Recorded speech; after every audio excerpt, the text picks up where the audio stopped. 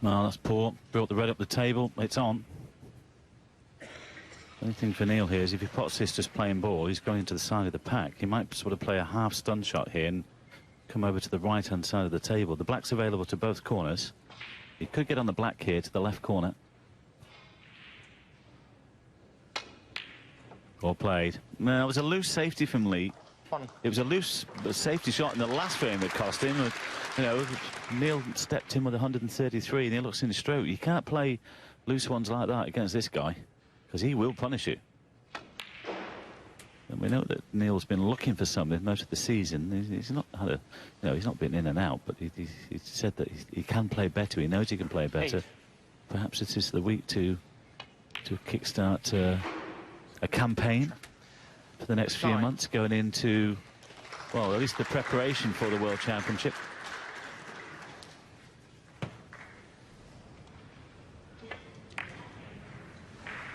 It's interesting that he's not entered the China Open, the tournament before the World Championship. He's saying that he wants to just clear everything and prepare for the Crucible. We'll see whether that strategy works or not. Yeah, you just read my mind there, David. Yeah. 16. That's interesting, isn't it? Yeah, I mean, it's often said, you know, no one's won the China Open, then the World Championship, but Judd Trump won it and then very nearly won the title. He got to the final. A couple of other runners-up have done it. I don't think there's... It's not exactly 17. A curse, put it that way. And years ago, in fact, Robertson asked in the studio, has anyone won the tournament before Sheffield and won Sheffield? John Higgins did. He won the British Open, 98.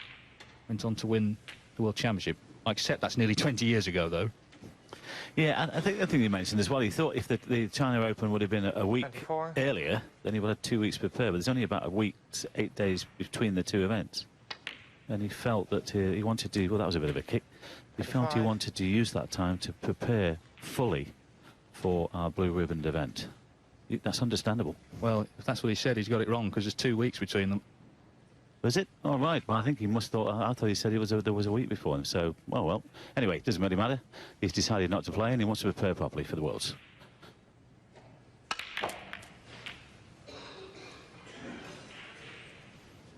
Oh, that's gone wrong. 32. Just wonder if there's... Let's have a look at this. Got well into them, but he might have left a plant here to the left middle. Don't know whether the red right of those two will sneak through the gap. It might do. That's the one he's taking on.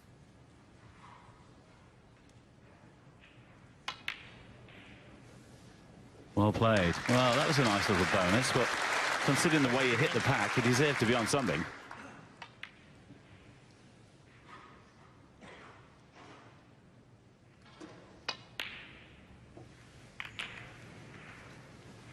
Well, things are looking up, to say the least, for Robertson. He was obviously stung by losing that opening frame, because he's been majestic since then. And nicely in here to take a 2-1 lead, possibly with another century. And he's still on blacks.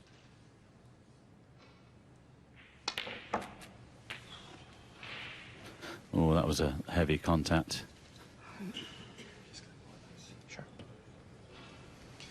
Played on the red to the left corner, but he still has one here to the left middle to get back for the black, if he's thinking maximum.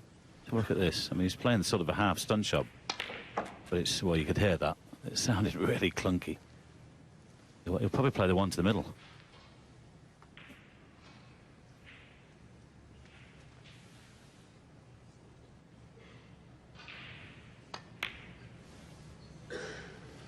Well, not interested in maximums, interested in putting frames on the board, winning this match.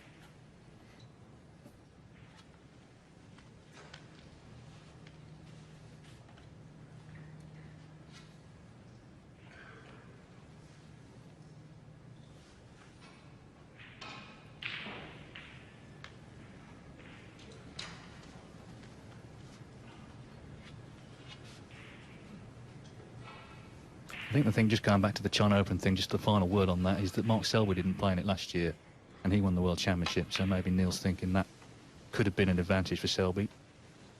The problem he's had at the Crucible, last 3 years, Robertson, people have played out of their skin against him. Selby himself in the semis 3 years ago, Barry Hawkins 2 years ago. in the quarters, and last year in the first round, Michael Holt played the match of his life. 56.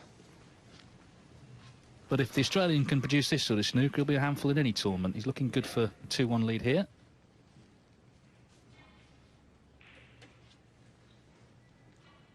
Lee Walker won that dramatic first frame. We've hardly seen him since. Broke off in this frame, left that red to the middle. Yeah, and the previous frame, of course, that poor safety return to bulk, which cost him. 63.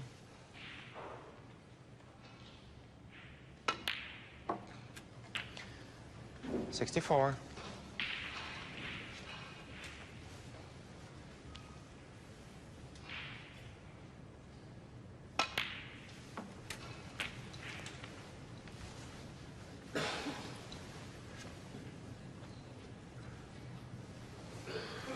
70.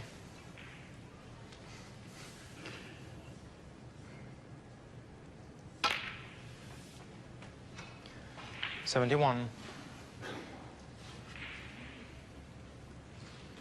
Well, snooker's already required, but black to make absolutely sure. He's queuing well here. He's found his feet after the opener.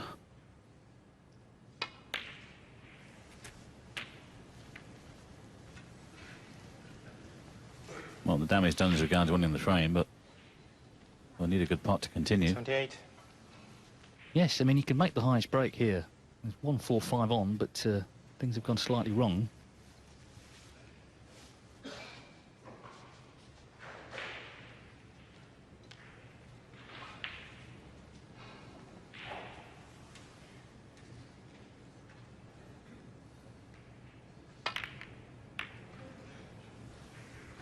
Ooh, and now they've gone slightly right. 79. Well, it was a great pot. Yes, OK, he had a little bit of luck to land on the black, but so what? Possible back-to-back centuries. Just a little bit straight here, though. And he's close to this black. Which red will he take next? Just had a quick look at the one to the left middle.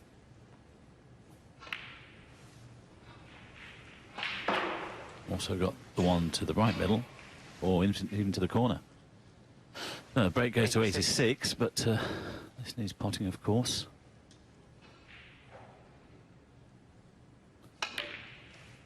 Well, that kicked, but it went in. Well, that again, it's a terrific pot. I mean, so positive. Well, since the first frame, he's flying.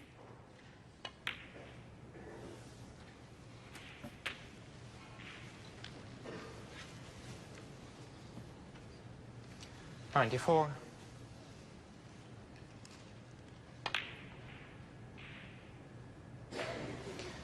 95. So it's going to be back-to-back centuries. Relentless stuff.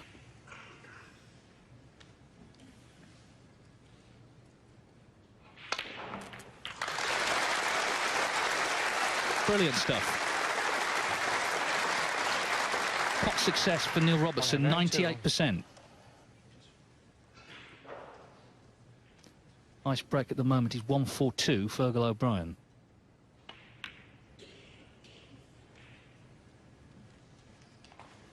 '103. So you can just beat that here. If he takes a black with this red, you can make 1-4-3.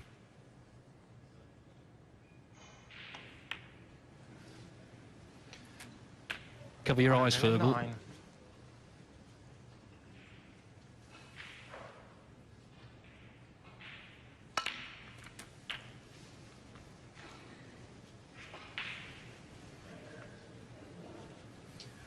'116.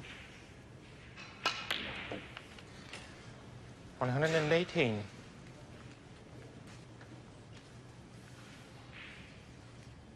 My break prize is £2,000.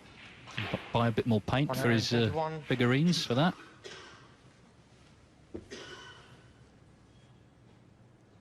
I like Neil Robertson. He's very single-minded. He knows what he likes. He knows who he is, and he knows he's overhit that, or at least it's taken a flyer off the cushion. But he's still on the blue.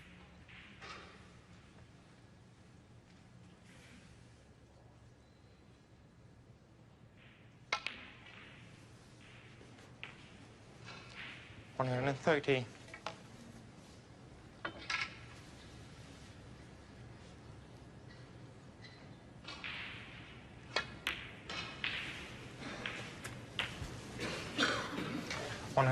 What a performance this is. 133 and a 143, a total clearance, the highest break of the tournament so far. That's what you call taking charge of a match. He leads Lee Walker by 2 frames to 1.